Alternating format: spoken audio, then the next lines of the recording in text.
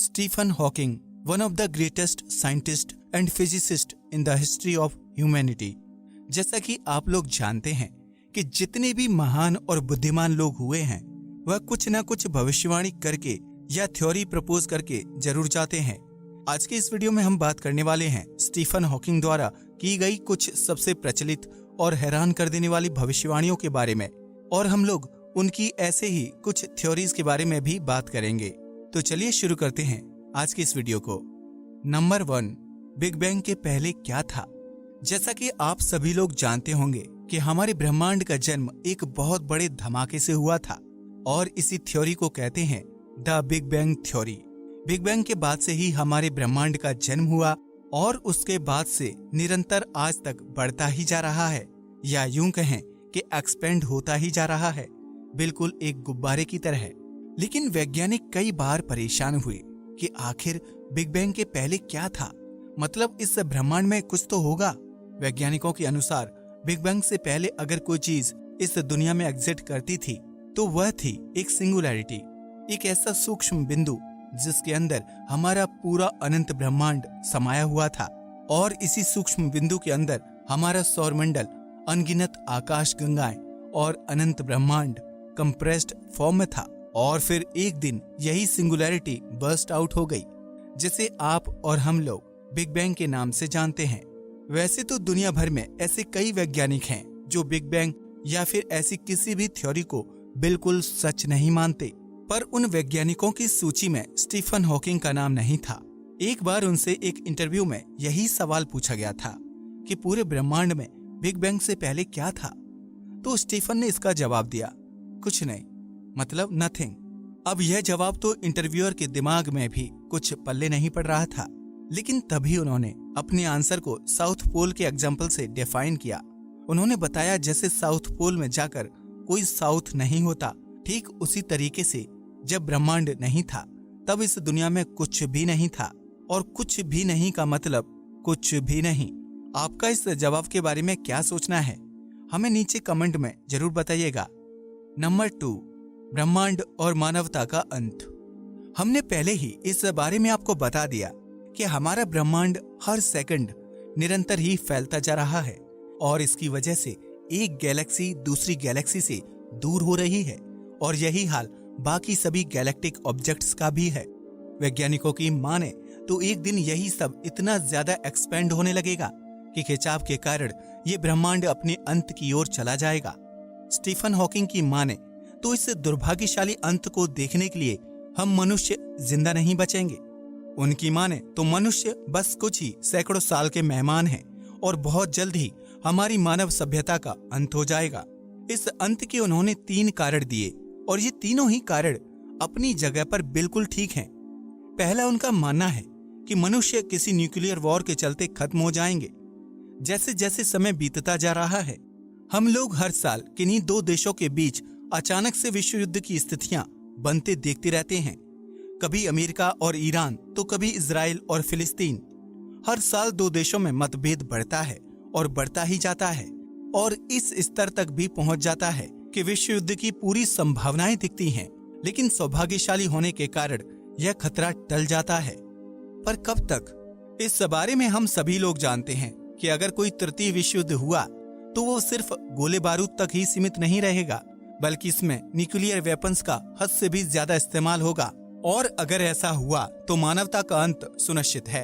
अगर तबाही से नहीं तो रेडिएशन से, क्योंकि न्यूक्लियर वॉर में इतनी ज्यादा रेडिएशन पूरी पृथ्वी पर फैल जाएगी कि हो सकता है मनुष्य इस काबिल भी ना बचें कि वह अपनी आगे आने वाली पीढ़ी को जन्म दे सके, और इसके बाद वह अपने आप ही खत्म हो जाएगा। उनकी दूसरी प्रेडिक्शन थी कि किसी साइंटिफिक जेनेटिकल बीमारी के चलते मानव जाति तबाह हो जाएगी। हम लोग देख चुके हैं कि कोरोना वायरस महामारी ही कितनी तबाही मचा सकती है, और इसमें कोई दो राय नहीं कि अगर कल को गलती से भी एक ऐसी बीमारी का जन्म हो जाए जो बहुत ही तेज असर करे और बहुत ही ज्यादा तेजी से फैले भी, तो सुनिश्चित ही मानव सभ्यता का अंत है। और अगर मान लो हम लोग इन दोनों ही सिचुएशन से बच जाते हैं तो हमारी टेक्नोलॉजी ही हमें मार डालेगी, और यहाँ पर उनका मतलब है आर्टिफिशियल इंटेलिजेंस से।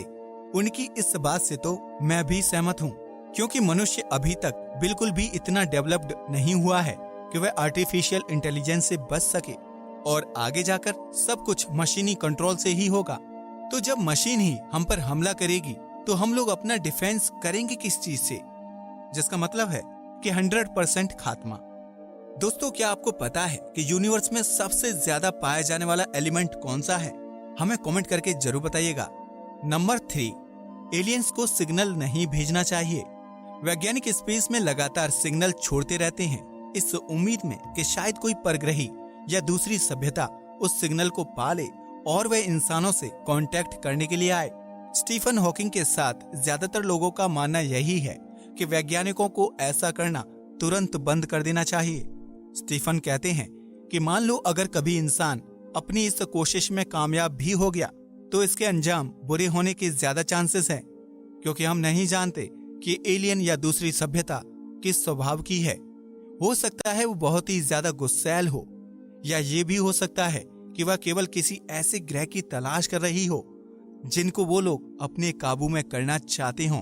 हम नहीं जानते कि हमारे इस शांतिपूर्ण सिग्नल को वह लोग किस तरीके से ले लें, और क्या पता वह इतने ज्यादा भड़क जाएं कि कुछ ही घंटों में हम पर हमला कर दें। अगर साइकोलॉजिकली देखें तो ये बात सच भी है। आप खुद ही सोचिए, एक महाखरबपति आदमी जिसके पास अथाह संपत्ति है और इसी के साथ वो बहुत ज्यादा बुद्धिमान भी है, तो क्या वो किसी लोअर क्लास फैमिली के इंसान से दोस्ती करेगा? मोस्ट ऑफ द केसेस में इसका जवाब ना ही होगा। वह उसे काम पर जरूर रख सकता है, पर आखिर वह उससे दोस्ती क्यों करे? उसको उससे क्या मिलेगा? ठीक वैसा ही होगा अगर मान लो हमारा सिग्नल किसी बहुत ही हाईली एडवांस सिविलाइजेशन के हाथ लगा और वह एग्रेसिव नेचर के निकले, तो वो केवल हमारी पृथ्वी को ऑक्यूपाई करना चाहेंगे, यानी कि उस पर कब्जा करना चाहेंगे, यहाँ की एनर्जी लेने के लिए, क्योंकि एनर्जी सबको चाहिए और पृथ्वी के कोर में बहुत ही ज्यादा एनर्जी है। स्टीफन हॉकिंग का ये डर जायज है या नहीं?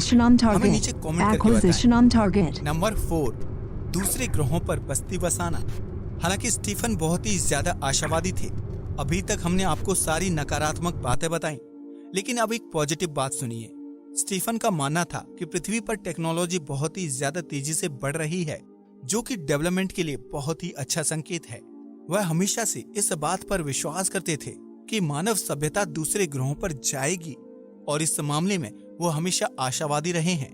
उन्होंने अनुमानित तौर पर कहा था कि अगले 30 से 50 साल में मनुष्य न सिर्फ मंगल ग्रह बल्कि चांद पर भी पूरी तरीके से कॉलोनी बसा चुका होगा, और इसी कदम के साथ ह्यूमंस एक इंटरप्लैनेटरी सिविलाइजेशन बन जाएगी। लेकिन जिस गति से एलोन मस्क और जेफ बेजोस अपने स्पेस प्रोजेक्ट्स को अंजाम दे रहे हैं, 30 से 50 साल तो छोड़ो, मुझे तो ऐसा लगता है जैसे ये अगले 10 से 15 सालों में ही मुमकिन हो जाएगा। एक बार स्टीफन ने इच्छा जाहिर की थी कि उन्हें भी एक बार किसी दूसरे ग्रह पर जाना है, लेकिन अफसोस उनके जिंदा रहते हम ये इच्छा पूरी नहीं कर पाए। Number 5, acid flood. कोई शक की बात नहीं कि पृथ्वी पर प्रदूषण और ग्लोबल वार्मिंग बहुत ही तेज गति से हो रहा है और बढ़ता ही चला जा रहा है, जिसकी वजह से पृथ्वी का तापमान पहले से औसतन बहुत ज्यादा हो गया है। और क्योंकि टेक्नोलॉजी एडवांस होती जा रही है, रेडिएशन भी इसमें बहुत ज्यादा योगदान दे रहा है। ओजोन लेयर के छेद के बारे में तो हम सब जानते हैं, पर उसके बारे में कोई भी गंभीरता पूर्वक नहीं सोचता। स्टीफन हॉकिंग का मानना था कि अगर पृथ्वी पर मानव जाति खत्म हुई तो इसके जिम्मेदार खुद मानव ही होंगे। वह हमेशा से ही प्रदूषण को लेकर काफी ज्यादा चिंतित रहा करते थे। उनका मानना था कि अगर पृथ्वी पर इसी तरीके से पेड़ कटते गए, पॉल्यूशन बढ़ता गया और साथ ही साथ ग्लेशियर्स का पिघलना और ग्लोबल वार्मिंग कम नहीं हुई, तो पृथ्वी हैबिटेट के लिए एक असुरक्षित जगह बन जाएगी और यहाँ पर सच में एसिड रेन होगी, या कहें कि एसिड फ्लड आ जाएगा। तेजाब के बारे में तो आप सभी लोग जानते हैं कि इसके कितने दुष्परिणाम हैं और यह कितना जानलेवा है, इसका अंदाजा आप खुद ही लगा लीजिए। Number 6, genetic engineering. हर माता पिता की अपने बेटे के बारे में कोई ना कोई इच्छा तो जरूर होती है। कई लोग सोचते हैं कि उनका बेटा ज्यादा अच्छा गाता हो, कई लोग सोचते हैं कि उनका बेटा अच्छा डांसर बने, या फिर उसकी नॉलेज बहुत ज्यादा हो और उसका IQ लेवल भी बेहतर हो। यह सब केवल एक्सपेक्टेशन है, लेकिन चाहते हुए भी यह सब गुण माँ बाप अपने बेटे के अंदर नहीं डाल सकते। जैसे मान लीजिए, अगर किसी की आवाज गाने के लिए अच्छी नहीं है या फिर उससे गाना नहीं गाया जाता, तो उसमें माँ बाप उसे फोर्स नहीं कर सकते, केवल सलाह दे सकते हैं। कितना अच्छा हो कि अगर माँ बाप अपनी संतान के बारे में कुछ भी चाहें और कोई भी गुण चाहें, वो उसमें ठीक उसी तरीके से भर सकें और उसको उस चीज में 1 सेकंड के अंदर मास्टर बना सकें। यही है स्टीफन हॉकिंग्स की 5वीं और सबसे चौंका देने वाली प्रेडिक्शन। जैसे जैसे टेक्नोलॉजी और 3D प्रिंटिंग आगे बढ़ रही है, इंसान लिटरली कुछ भी बना सकता है। अभी रिसेंटली साइंटिस्ट ने 3D प्रिंटिंग टेक्नोलॉजी की मदद से एक जिंदा हार्ट बनाया था। वह धड़क रहा था और सबसे खास बात तो ये कि यह आर्टिफिशियल होने के बावजूद भी एक नॉर्मल हार्ट की तरह ब्लड फ्लो इन और भी न जाने कैसे कैसे फंक्शन रियलिटी में करने के काबिल था। अभी कुछ ही दिनों पहले वैज्ञानिकों ने एक आर्टिफिशियल बॉम्ब यानी गर्भाशय बनाया था और उसके अंदर एक जिंदा जीव धीरे धीरे सारे ऑर्गन प्रोड्यूस कर रहा था। स्टीफन का मानना था कि कुछ ही सालों बाद इंसान जेनेटिकल इंजीनियरिंग भी करने लगेगा। जेनेटिक इंजीनियरिंग बोले तो किसी स्पीशीज के जीन्स के साथ मनचाहे तरीके से बदलाव करना। इसके अलावा जब यह तकनीकी और भी एडवांस लेवल पर पहुंच जाएगी, तो न सिर्फ माँ बाप अपनी संतान का रूप रंग बल्कि उसके अंदर के गुण भी जीन्स के थ्रू निर्धारित कर पाएंगे। अगर ऐसा हुआ तब तो कंपटीशन का कोई मतलब ही नहीं रह जाएगा। लेकिन मेरे हिसाब से इसके बाद जिंदगी बहुत ही बेस्वाद हो जाएगी और सीखने समझने का कोई मजा ही नहीं रह जाएगा। ये थे इस महान वैज्ञानिक के द्वारा कहे गए कुछ कथन और कुछ भविष्यवाणियां। आपको इनमें से सबसे ज्यादा चौंकाने वाली और सबसे ज्यादा सच्ची कौन सी लगती है? हमें नीचे कमेंट सेक्शन में जरूर बताएं। वीडियो पसंद आया हो तो इसे लाइक और शेयर करें। नमस्कार दोस्तों।